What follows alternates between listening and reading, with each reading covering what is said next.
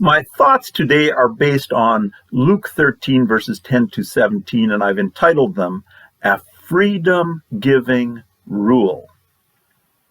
As I begin, I'm going to ask a question.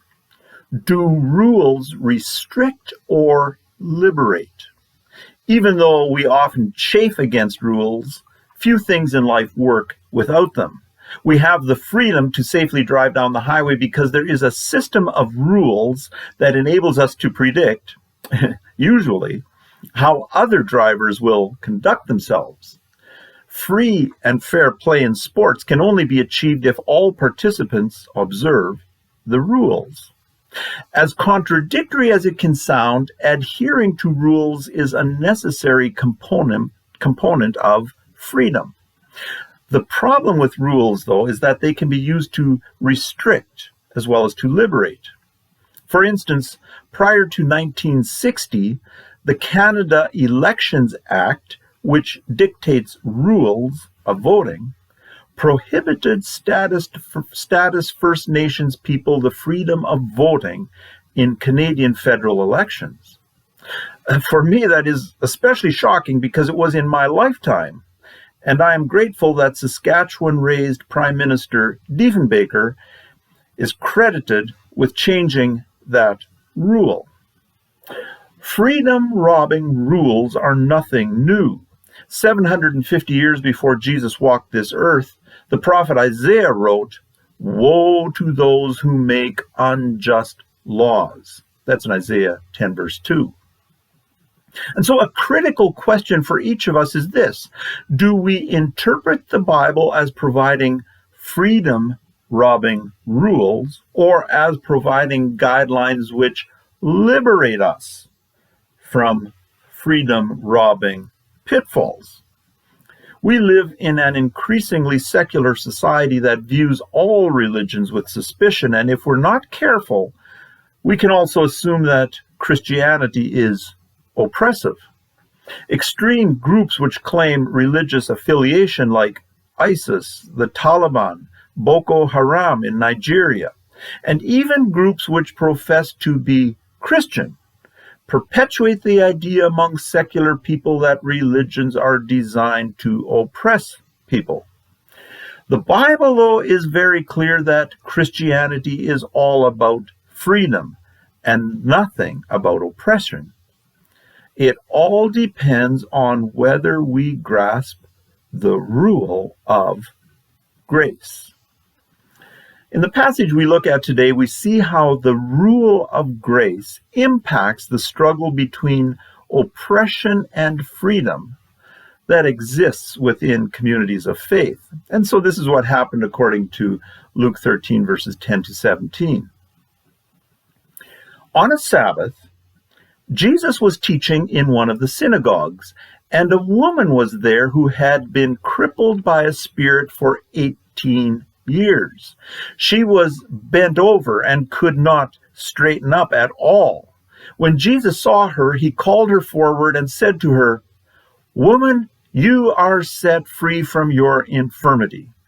Then he put his hands on her, and immediately she straightened up and praised God. Indignant because Jesus had healed on the Sabbath, the synagogue leader said to the people, "There are 6 days for work, so come and be healed on those days, not on the Sabbath." The Lord answered him, "You hypocrites! Doesn't each of you on the Sabbath untie your ox or donkey from the stall and lead it out to give it water? Then should not this woman, a daughter of Abraham, whom Satan has kept bound for 18 long years, be set free on the Sabbath day from what bound her?" When he said this, all his opponents were humiliated, but the people were delighted with all the wonderful things he was doing. One of the surprising realities for Christians is that Jesus never left the Jewish faith. Instead, Jesus had a passion to draw his own people to a proper understanding of faith. As part of bringing his Jewish community to a true understanding of faith, Jesus would preach in synagogues. Sometimes his words, though, weren't as impacting as his actions, because in this instance, even though we're curious, we don't know what he taught. On this occasion, Jesus interrupted his sermon in order to heal a crippled woman from a debilitating back condition. Rather than being the cause of great excitement within the congregation, though, the woman's healing provoked controversy. Allow your mind to envision this woman, commonly referred to in theological circles as the bent woman. For 18 long and painful years, she had not been able to straighten up. We are led to understand that she had a crippling back deformity, forcing her to endure the humiliating stares and comments of condescending people. For her part, she couldn't even look people in the eye because her bent-over posture will only have enabled her to give sideways looks. To aggravate the situation, this was not only a physical problem. Jesus' comment that she had been bound by Satan indicated that people viewed her as a spiritual failure. Despite her pathetic state, she nonetheless attended the synagogue, silently bearing her own suffering and unable to raise her gaze to look upon Jesus, who was speaking. For his part, Jesus' compassion could not fail to be stirred. While her condition made it unlikely that she made eye contact with Jesus, he took note of her, and the rule of grace did not allow Jesus to continue speaking without responding to her condition. Even though she had said nothing, requested nothing, and made no recorded faith declaration, Jesus called her up, placed his hands on her, and told her that she was free of her disability. We should take careful note. The rule of grace placed no requirement on the bent woman, but only on Jesus and his response to her. For the first time in 18 years, she straightened up and praised God. She was free. The rule of grace brought freedom to this woman. Think about what freedom meant for the bent woman. For the woman, freedom meant justice. Jesus made it clear that the bent woman was a victim. She was a victim of spiritual attack. She was a victim of 18 years of suffering, and she was a victim of social injustice.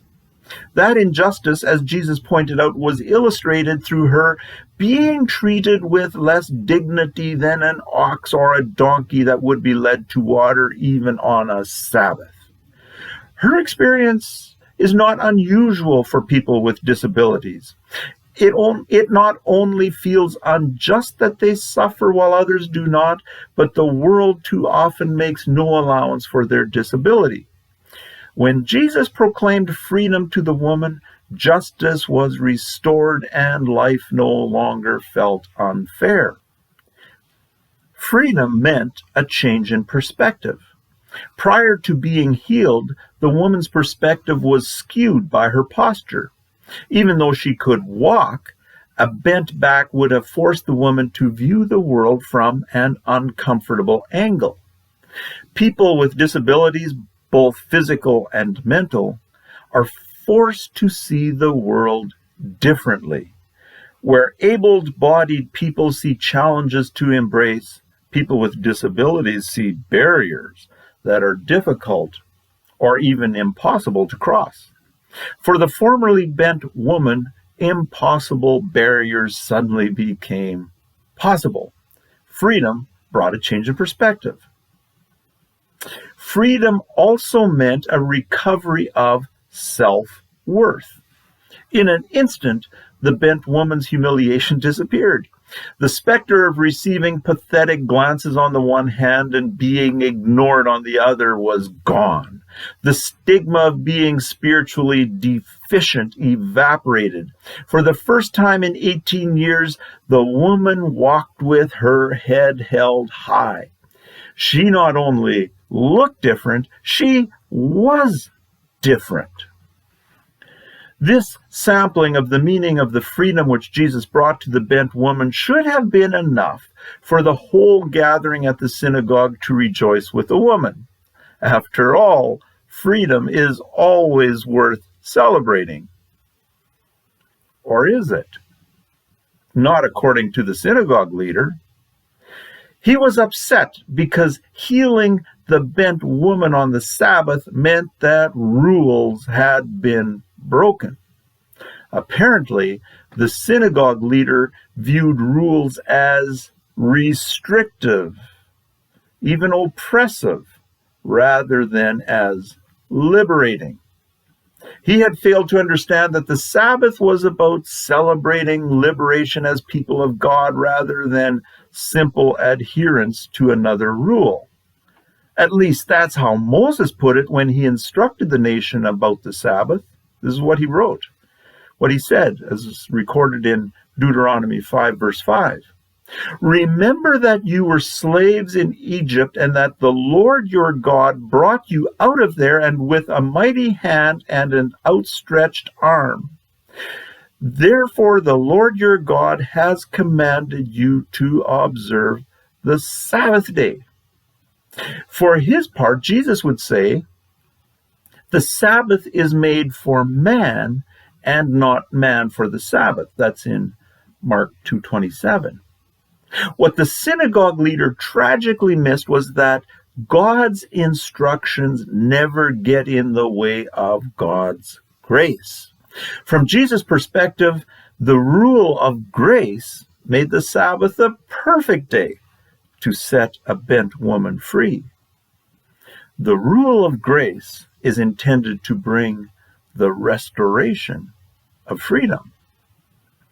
While grace is ultimately from God, it's not only for God to enact. God's grace is intended to flow through people as a continuous expression. The miracle of freedom is not experienced only in finding justice, perspective, and self-worth for ourselves, but through restoring freedom to others by sharing God's grace. How does God's grace restore freedom? Well, for one thing, grace looks beyond rules to those whom rules oppress. Instead of having a vision of freedom for the crippled woman, the religious leaders were preoccupied with enforcing rules. Grace, on the other hand, releases people from the bondage of obligation to engage the freedom of opportunity. Then grace notices those whom others ignore. Jesus chose to see the person whom everyone else tried to ignore. Tragically, there is no indication that anyone else had compassion for the woman. We are reminded that it's easy to be preoccupied with only our own issues. For the bent woman, I suspect that experiencing the grace of compassion was practically equal to the miracle of being healed. Finally, grace bestows importance. In all likelihood, this woman was both embarrassed and an embarrassment to be avoided. It's so easy to turn away from disabilities. Grace elevated the bent woman to a place of importance, which is remembered to this day. So, do we view God's rules as restrictive or as liberating? We can confidently declare that God's instructions never get in the way of God's grace. Wherever we use God's instructions as an excuse to deny grace, we have failed to understand God. May we find that God's ways enable us to experience a freedom that we could not otherwise have. And may we be those kinds of people who use God's grace to bring newfound freedoms to people whom we encounter.